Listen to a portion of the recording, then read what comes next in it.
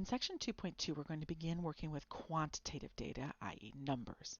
And we're going to look at popular displays, namely histograms and dot plots. And we're going to circle back to working with tables as well. All right, so let's begin with histograms. So a histogram is a graph in which the numerical values of variables are represented by the lengths of the rectangles.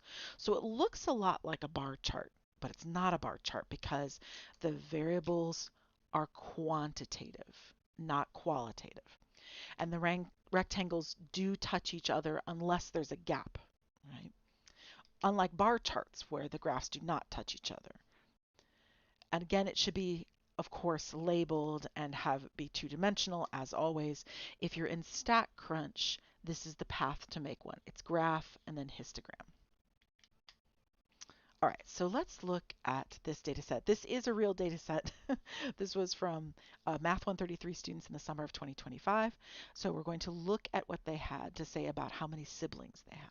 So you can see it's labeled, right? I have my axes labeled, and we have the title up at the top. Titles are not always there, but most often they are.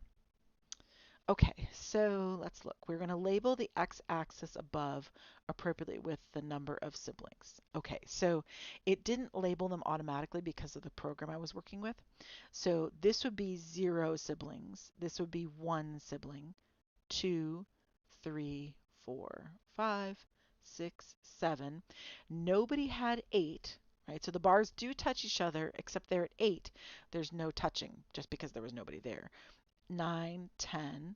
Now you can see there must, because the bars are equal width, this must be 11, this must be 12, this is 13, and this is 14. So the numbers that were given to us were from the computer program, actually, and it's telling us 0 is at the start, and then this is 15 would start the next one, but we don't have a 15, so we can kind of just knock that off, right? So this is 14, 15 would be where the next one would start. All right, so we'll just make a note, 0, 1, all the way up to 14. Okay, what was n? Right, that's a lowercase n, so notice that's a sample size. We learned that in section 1.1 from those lecture videos. So sample size is little n. So this was a sample of students, right? A sample of Math 133 students from the summer. So we would add up all of these because there were 8 students with no siblings, there were 8 students with 1 sibling, and so on.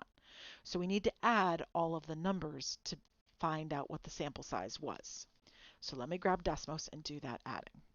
There we have it. So I added the heights of the bars, that's the frequency, 8 students plus 8 students plus 29 students, and so on. And we have a total of 94 students total. Okay, so we'll put that in right down here. So there were 94 students, oh, I should say Math 133 students.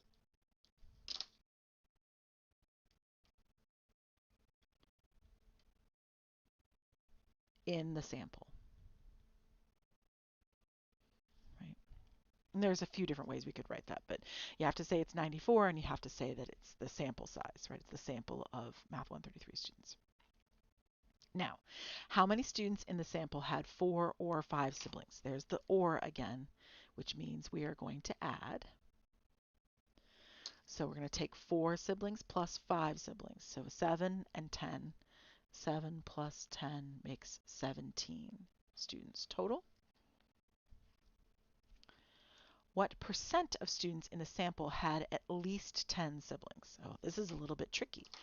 At least 10 actually means 10 or more.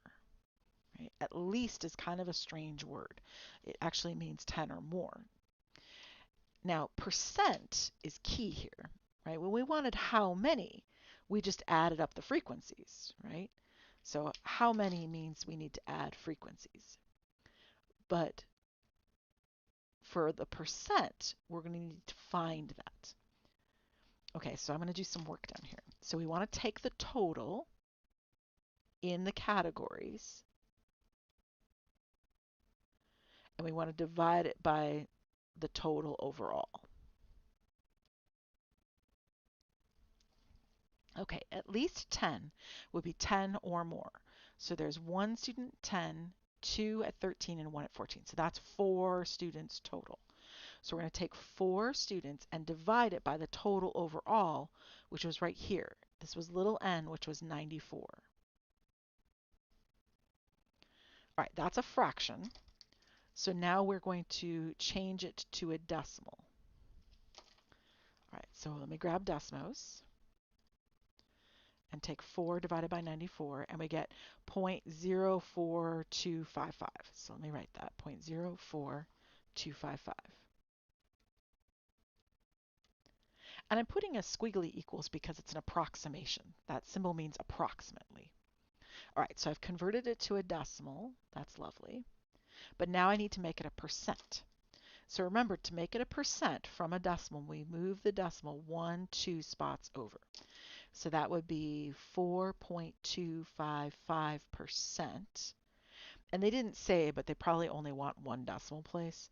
So I would say 4.3%. So this is to a percent. And then we rounded. Usually we only want one decimal place for a percent. Not always, but.